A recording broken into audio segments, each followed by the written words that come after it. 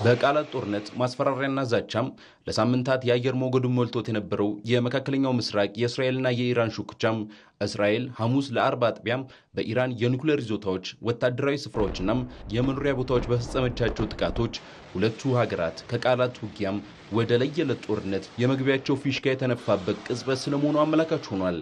እስራኤል ጠላቶችን ታስታጥቃለች፣ ለህልውናዬም አደጋን ደቅናለች የምትላትን ኢራንን የኒኩሌር ባለቤት የመሆኗን ጉዞም ጀርመን ከ80 ዓመታት በፊት በአይሁዶች ላይ ከፈጸመው ጭፍጨፋ ለይቼ አላየውም ስትል ስትገልጽ ህልውናዬ አደጋ ላይ ነው እያለች መሆኑ ነው። በመሆኑም ዘ ራይዚንግ ላየን የሚያንሰራራ አንበሳ ዘመቻ ስትል በገለጸችው ወታደራዊ ጥቃት ኢራን ከፍተኛ የኒኩሌር ተመራማሪዎቿን ኢታማዦር ሹሟን ጨምሮም ቁልፍ ሰዎቿንና ሌሎች በርካታ ዜጎቿን አታለች። ዛሬ ምሽት ለኢራን ኩሩ ህዝቦች የማስተላልፈው መልእክት ታላቁን የመከላከያ ዘመቻ እያካሄድን ነው። የእስላማዊ መንግስታችሁ ሀገሬን ሊያጠፋ እያስፈራራን ነው። ግባችን ይህንን ስጋት ማስወገድ ነው። ይህንን ለማሳካት ጥቃት ከፍተናል። ይህም የሚቀጥል ይሆናል። ችግራችን ግን ከጋራ ጠላታችን እንጂ ከእናንተ ጋር አይደለም። በዚህ በሚጠበቅ ግን ኢራን በተሰናጋችበት የእስራኤል ጥቃት 150 የሚሆኑ ኢላማዎች ጥቃት እንደተፈጸመባቸው የተገለጸ ሲሆን የኢራኑ መንፈሳዊ መሪ አያቶላ አሊ ሆሚኒ የእስራኤል ጥቃት ምላሽ የሚሰጠው ነው ብሎ ሲዝቱም ወዲያው ነበር።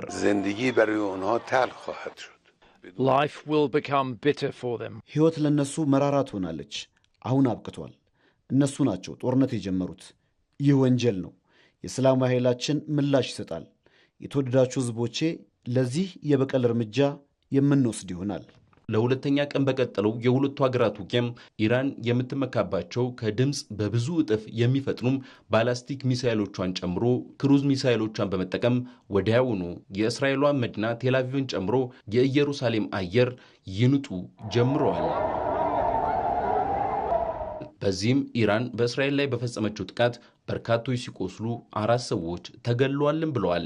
እስራኤል በፈጸመችው ተከታታይ የአየር ጥቃት ደግሞ 80 የሚደርሱ ኢራናውያን ሲሞቱም 320 ሰዎች ቆስለዋል ሲል የኢራን መገናኛ ብዙሃን አስታውቋል። ተባብሶ በቀጠለው የሁለቱ ሀገራት ውጊያም ኢራን ወደ እስራኤል የምታስወነጭፋቸው ሚሳይሎቿን ካላቆመች የኢራኗ መዲና የሆነችው ቴህራን ትጋያለች ሲሉ የእስራኤል መከላከያ ሚኒስትር ሲገልጹ፣ የቴህራን ነዋሪዎች በቀጣይ የእሳት ዝናብ እንዳይወርድባቸውም በርካቶች ስጋታቸውን እየገለጹ ነው። በተጋጋለው የሁለቱ ሀገራት ውጊያ አሜሪካ እንደሚከሰት አውቅ ነበር ብትልም እስራኤል በፈጸመቻቸው ጥቃቶች ግን እጅ የለበትም ስትልም አስተባብላለች።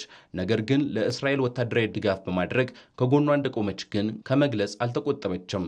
በመሆኑም ኢራን በእስራኤል ጥቃት ተነሳስታም በቀጠናው ያሉ የአሜሪካ ዜጎች የጦር ሰፈሮች ወይንም መሰረተ ልማቶችን ኢላማ ካደረገች ክፉ መዘዝን ትመዛለች ሲሉም አስጠንቃለች።